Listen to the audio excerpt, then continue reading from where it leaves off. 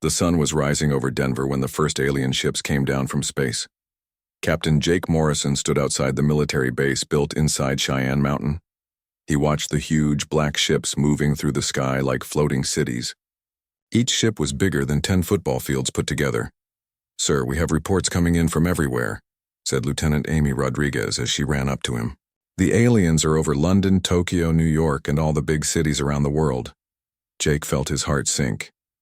This was the day every military leader feared, but hoped would never come. He walked back inside the command center where General Pete Williams was shouting orders at his staff. The old general's face was white with worry. "Can we use our nuclear weapons?" Jake asked, but he was afraid of the answer. "Nothing works," Williams said with anger in his voice. "The alien ships have some kind of shield around them. Our biggest bombs just bounce off like throwing rocks at a tank." On the big screens around the room, they could see the alien ships floating above major cities. The ships were completely black and made no sound. Then suddenly green beams of light shot down from the bottom of each ship. The light cut through tall buildings like they were made of paper. Dr. Lisa Grant was studying the computer screens with wide eyes. She was the base's top scientist who studied life from other planets. "They are not trying to take over our cities," she said in a quiet voice. "They want to kill everyone." High above Earth, on the biggest alien ship, Commander Vextar watched the destruction with cold satisfaction. His race, the Zephyrians, had destroyed 47 other planets in their march across the galaxy. Earth looked like it would be just as easy as all the others. The humans had simple rockets and basic nuclear bombs. Nothing that could hurt ships, protected by energy shields that bent space itself. Vextar's people had been conquering worlds for thousands of years. They knew how to break a planet quickly. "Start the second phase," Vextar told his crew. His voice sounded like metal scraping against stone. "Send down the collector machines. We will take everything useful from this world and leave nothing behind." The Zephyrians were not interested in keeping humans as slaves. They wanted Earth's metals, water, and energy sources. The fastest way to get these things was to remove all life from the planet first. It was simpler that way. Thousands of smaller ships began dropping from the main fleet. These collector ships were designed to strip mine entire continents. They could drain lakes in hours and tear apart mountains in days. Back in the command center, Jake watched the satellite feeds showing destruction in major cities around the world. Millions of people were running in panic. Emergency services could not help because their vehicles and aircraft stopped working near the alien ships. "How many people have we lost?" Jake asked, though he did not want to know. "The count is still coming in," Amy said with tears in her eyes. "But it looks like over 50 million in the first hour." Dr. Grant suddenly looked up from her computer with a confused expression. "Something strange is happening with the earthquake sensors around the world." "What do you mean?" General Williams asked. "I am seeing vibrations deep underground. Very deep. Deeper than any earthquake we have ever recorded. And the pattern is weird. It almost looks like—" She stopped and stared at her screen. "Like what?" Jake demanded. "Like a heartbeat. A very slow, very deep heartbeat coming from inside the Earth itself." The room went quiet except for the sound of radio reports coming in from around the world. Every report was the same. Cities burning, people dying, military forces completely unable to fight back. But while the humans worried and the aliens prepared to strip their planet bare, something ancient was stirring far below the surface. In caves deeper than the ocean and older than human civilization, things that had been sleeping for millions of years began to wake up. The first sign was a low humming sound that came from everywhere and nowhere. Animals around the world suddenly stopped what they were doing and looked toward the ground. Dogs began howling. Birds fell silent. Even the aliens noticed that something had changed. On his flagship, Commander Vextar received a report from his science officer that made him pause. "Commander, we are detecting massive energy sources deep inside the planet. The readings do not match anything we have seen before." "What kind of energy?" Vextar asked. "Unknown, sir, but it is old, very old. Older than this species should be able to create." Vextar dismissed the report. In his long career of conquering worlds, he had seen automated defense systems left behind by dead civilizations before. His ships could handle anything these primitive humans might have hidden underground. He had no idea how wrong he was. Deep beneath the surface of Earth, in chambers carved from solid rock millions of years ago, 12 massive shapes began to glow with inner light. They had been waiting for this moment since before the first human had learned to make fire. The guardians of Earth were finally waking up. 3 days had passed since the aliens first arrived. Earth was losing the war badly. All the big cities were destroyed or burning. Millions of people had died. The ones still alive were hiding in small towns and camps in the countryside. Jake Morrison was now a colonel because so many officers had been killed. He sat in an old mine shaft outside Colorado Springs with General Williams and Dr. Grant. This underground place was their new command center because all the official military bases had been attacked. The news reports coming in were all terrible. Major Ben Carson, speaking over a broken radio, gave them the latest updates. "We lost contact with all of Europe yesterday. Australia is completely silent. The Asian armies are still fighting in the mountains, but they won't last much longer." Dr. Grant looked up from her laptop computer. She had not slept in 2 days and her eyes were red with tiredness. "I found something very strange in the earthquake data from the past 3 days. There are vibrations coming from deep underground that I have never seen before." "What kind of vibrations?" Jake asked. He was hoping for any good news. "They have a rhythm, like a slow heartbeat, and they are getting stronger every hour." She showed them a map of the world with thousands of red dots on it. "These signals are coming from everywhere. Under Stonehenge in England, the pyramids in Egypt, Easter Island in the Pacific, and many other old places around the world." General Williams moved closer to look at the map. "Do you think this is connected to the alien attack?" Before Dr. Grant could answer, the ground under their feet started shaking. It was not like a normal earthquake. This shaking was slow and steady, like the beating of a giant heart deep inside the earth. Up in space, Commander Vextar was getting worried reports from his science team. "Commander, we are detecting huge energy sources building up all over the planet. We have never seen anything like this before." "Are these human weapons?" Vextar asked. "No, sir. These energy readings are very old, much older than anything these humans should be able to build." Vextar's eyes narrowed. His people had conquered many worlds over thousands of years. Sometimes, they found old defense systems left behind by dead civilizations. Usually, these old machines were easy to destroy with modern Zephyrian weapons, but something about these readings felt different and dangerous. All around Earth, people in the refugee camps started having the same strange dreams. They saw huge beings made of stone and light sleeping in caves deeper than anyone had ever gone before. In these dreams, the giant beings spoke without using words. Their thoughts went directly into people's minds. "We have been sleeping for a very long time, but we remember why we are here. The children of Earth are in danger. It is time for us to wake up." Back in the mine, Dr. Grant was studying more data on her computer. The vibrations are coming from 12 specific locations around the world. Each location is under an ancient site that humans have considered special for thousands of years. "What do you think is down there?" Jake asked. "I don't know, but whatever it is has been there much longer than human civilization. The energy signature suggests something that is millions of years old. Outside their underground hideout, they could hear the sound of alien ships flying overhead. The collector machines were working day and night, taking apart forests and mountains to steal Earth's resources. Every hour, more of their planet was being destroyed. The alien ships had shields that made them impossible to attack.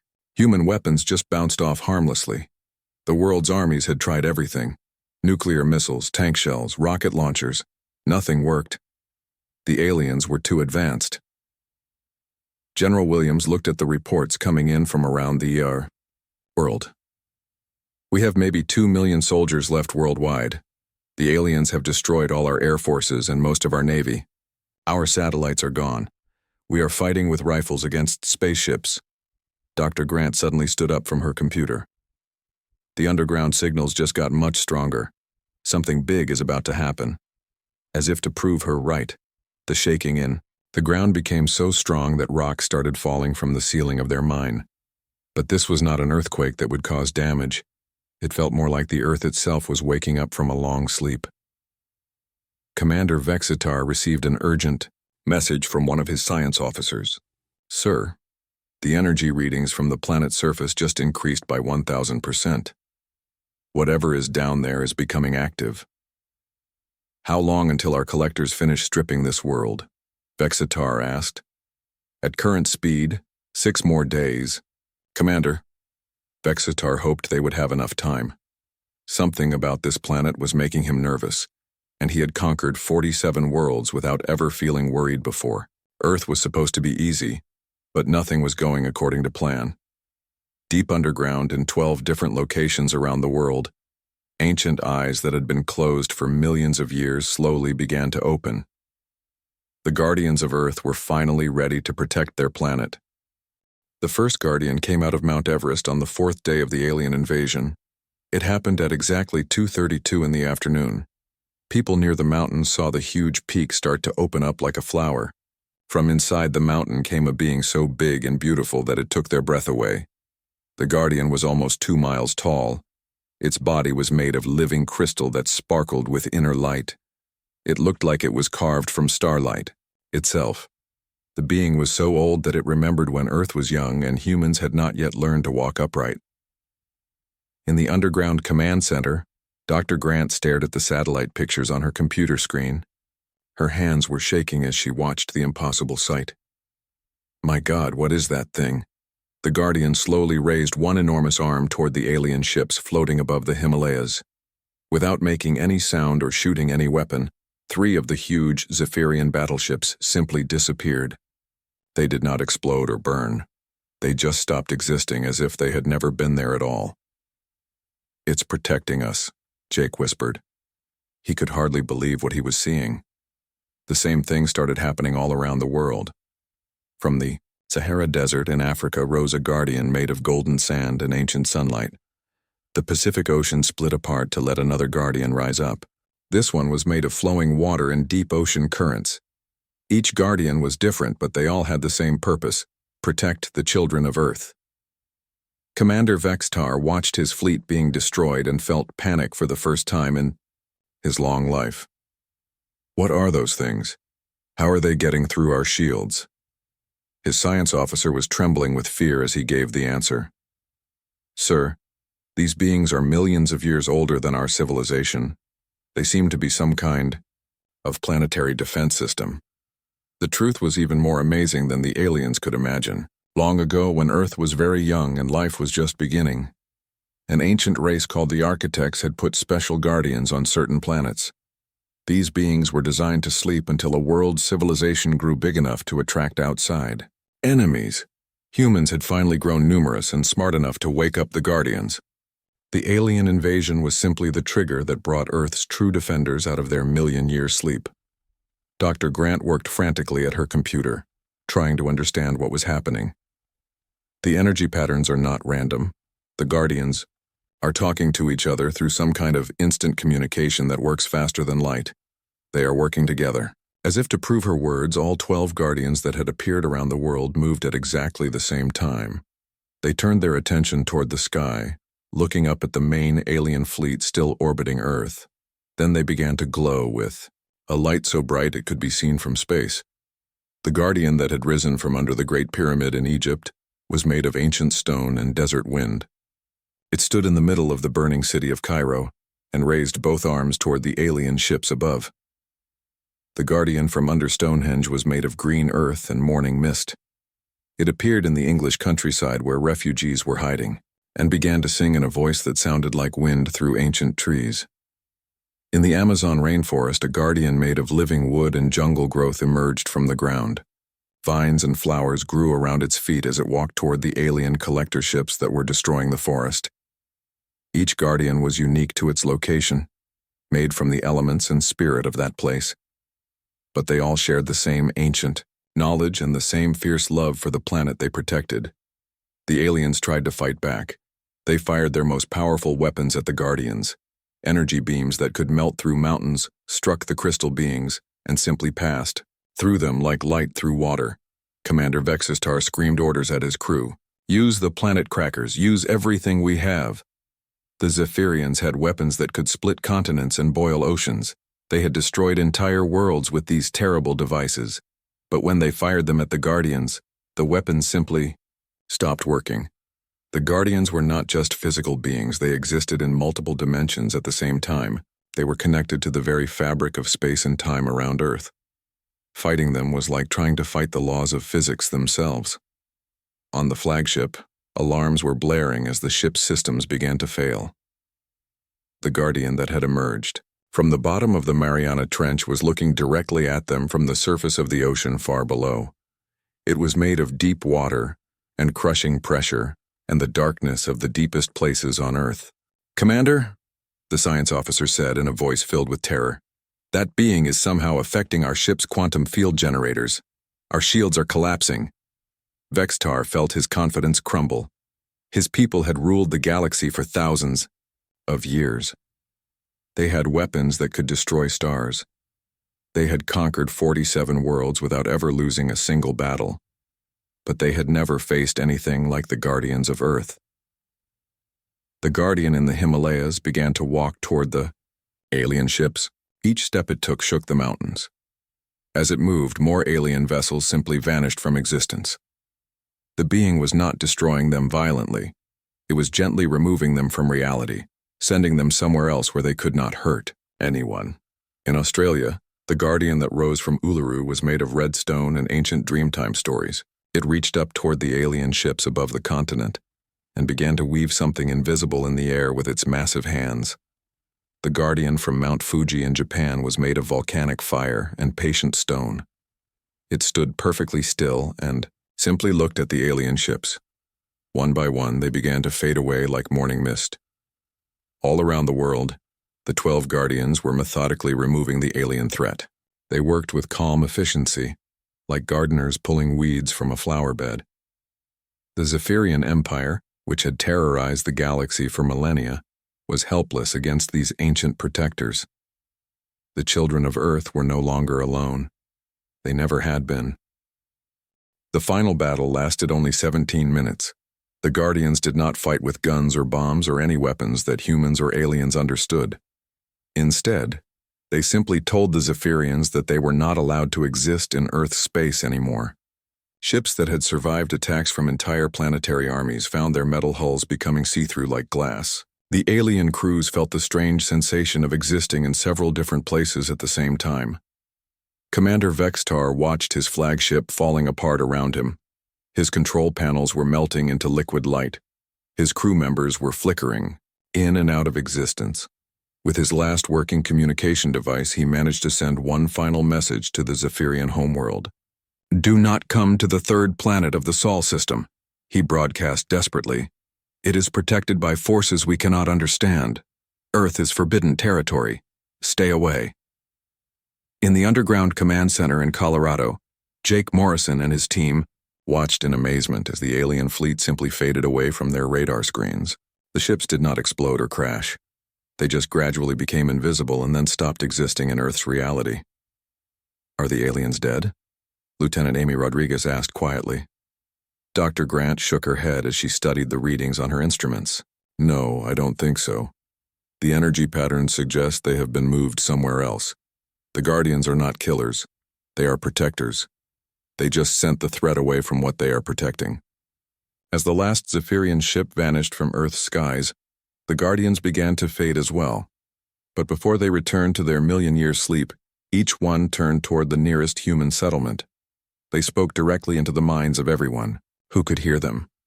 The words came not as sounds but as thoughts that appeared in people's heads in whatever language they understood best.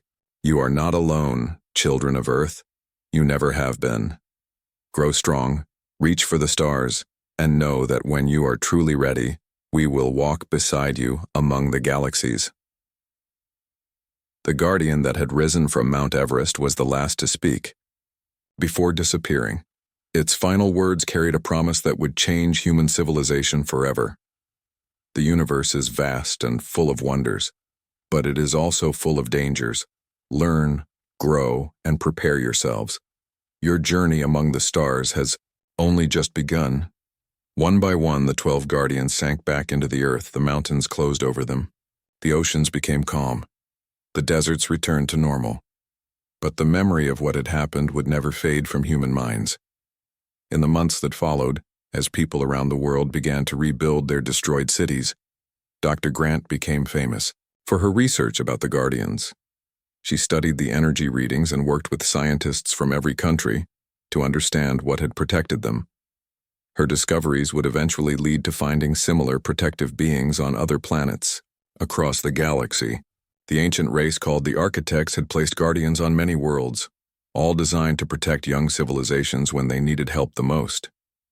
The Zephyrian Empire, meanwhile, declared the Sol system completely off-limits to all their ships. They spread warnings throughout their part of space about the Guardian world. The story became a legend among space-traveling species. There was a small blue planet on the edge of an ordinary galaxy where ancient protectors slept, waiting to defend a young species that showed great promise. Other alien races heard the story and became curious about Earth. Some decided they wanted to be friends with the humans who had such powerful guardians. Others planned to stay far away, afraid of what the guardians might do to enemies of Earth.